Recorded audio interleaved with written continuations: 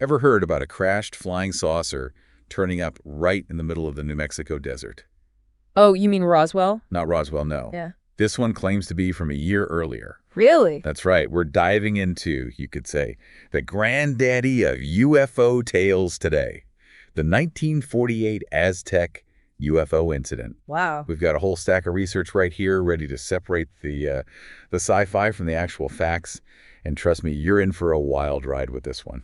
What I find really interesting about this case is that it actually predates the Roswell incident. Right. But it didn't really capture the public imagination until, like, much later. Mm-hmm. It had all the ingredients, though. You've got the remote location, whispers of this crazy otherworldly technology, and then, of course, you have that ever-present theory of a government cover-up. It does sound like they followed the classic kind of UFO playbook, doesn't it? It really does. So how did this whole thing get started? Paint us a picture. All right, so picture this. It's 1949, just a year after the Roswell incident had put UFOs on the map, Bragway.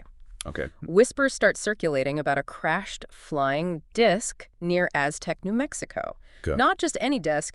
This thing was supposedly a whopping 99 feet in diameter. Get out. Oh, yeah, and get this. It was said to be carrying 16 humanoid bodies. 16 bodies. 16! Wow. The story really took flight, so to speak, when it was picked up by Frank Scully, an author who first wrote about it in Variety magazine and then later expanded it into his 1950 bestseller, Behind the Flying Saucers. 16 bodies. Talk about an explosive story. Now we know how these narratives usually go.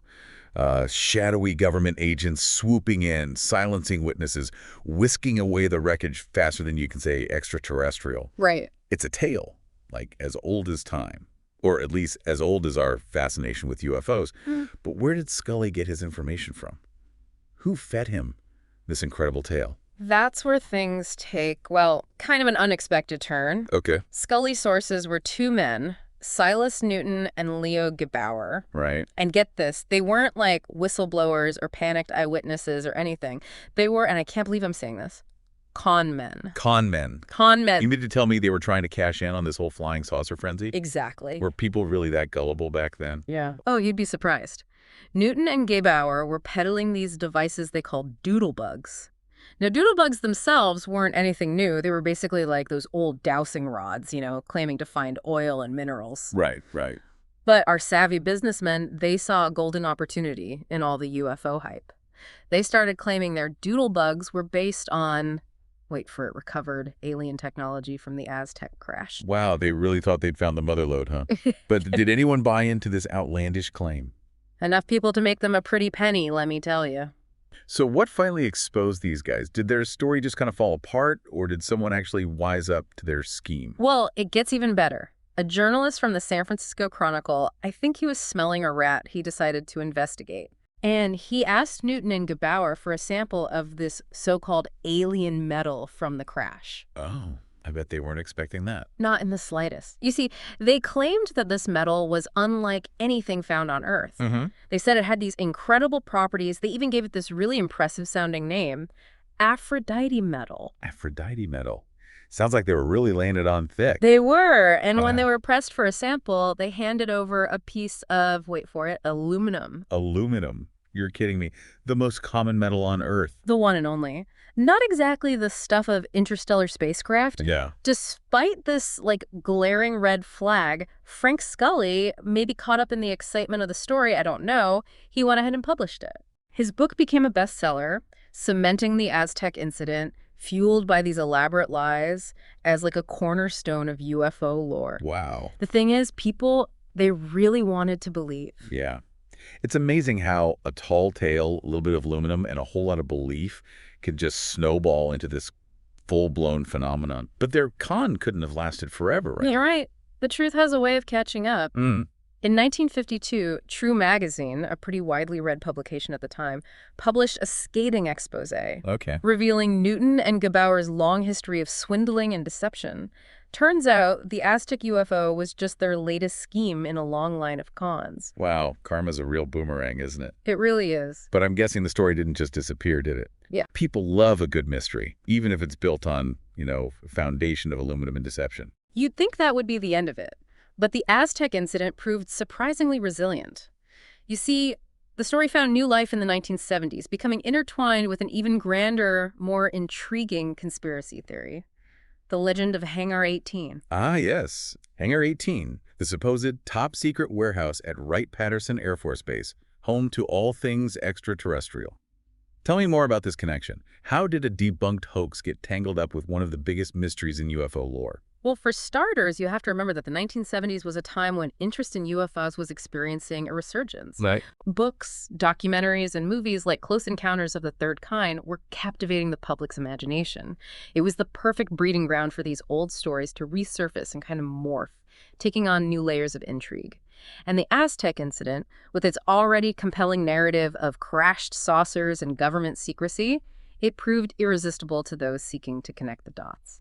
So we've got this already wild story, initially debunked, but now it's being linked to Hangar 18 at the height of UFO fever. How did that play out? It's a classic example of how these narratives can kind of take on a life of their own. Right. Rumors started swirling that the bodies from the supposed Aztec crash weren't just taken away, they were being kept at Hangar 18. Oh, wow. And not just the bodies, the wreckage of the craft itself, alongside other alien artifacts. It became this treasure trove of extraterrestrial evidence, hidden in plain sight. Talk about adding fuel to the fire. Yeah. What kind of details were people adding to the Aztec story at this point? Oh, they went all out. Yeah. Some claimed the Aztec craft was made of this incredible material, completely resistant to heat. Others said it was damaged during the crash, suggesting some kind of aerial battle took place. Wow. And then there were the more gruesome details about the bodies themselves, their size, their weight, their appearance, all designed to make the story even more shocking, more believable. Right, it's like a game of telephone, but with UFOs. Exactly. What's fascinated me is how these details, even though they're completely unfounded, they weave themselves into the narrative, becoming almost indistinguishable from the original story. Absolutely. And it speaks to our deeply rooted fascination with the unknown. But the story doesn't end there. There's another element to this, something else that gets brought up as supposed proof of a government cover-up. The infamous hotel memo. The hotel memo. Tell me more about this. What is it, and why is it so important to the Aztec incident? So the Hotel Memo is an actual FBI document written by Guy Hotel, the special agent in charge of the FBI's Washington field office back in 1950. Okay. In this memo, he mentions the recovery of 3 flying saucers in New Mexico. No, for UFO enthusiasts, this was like striking gold. Here was official documentation from the FBI, no less, seemingly confirming the existence of UFOs. Yeah, I can see why they were excited. But Yeah. there's a twist, isn't there? You bet there is. The memo itself is real. But what it describes is essentially a retelling of rumors. It's a third-hand account that traces back to, you guessed it, a newspaper article based on Newton and Gebauer's hoax. So it's like finding a treasure map only to discover it leads to a cardboard box full of old newspapers. Exactly. But even with this clear connection to a debunked hoax, the hotel memo is still held up as evidence by some. It shows how powerful these narratives can be. Even when presented with facts that contradict their beliefs, people often cling to what they want to believe, especially if it confirms their worldview. It's fascinating, isn't it? It really is. The Aztec UFO incident. It's a fascinating example of how a hoax can take root in the public imagination, becoming a story that's endlessly reshaped and retold. It makes you wonder, what is it about these tales of the unexplained that we find so captivating? Why do they endure even when we know they might not be true? I think it's that thrill of the unknown, the possibility that we're not alone in the universe. Or maybe it's a reflection of our own anxieties, our distrust of authority, our desire for something bigger than ourselves. Whatever the reason, the Aztec UFO incident reminds us that sometimes the most incredible stories are often too good to be true. Well said. And that wraps up another deep dive into one of history's most enduring mysteries. We dug through the archives, we separated fact from fiction, and we uncovered the truth behind the legend, or at least we tried to. Remember, the truth is out there. Sometimes it's just buried under a whole lot of aluminum and tall tales. Thanks for joining us on this journey, and until next time, keep asking questions, keep exploring, and as always, keep diving deep.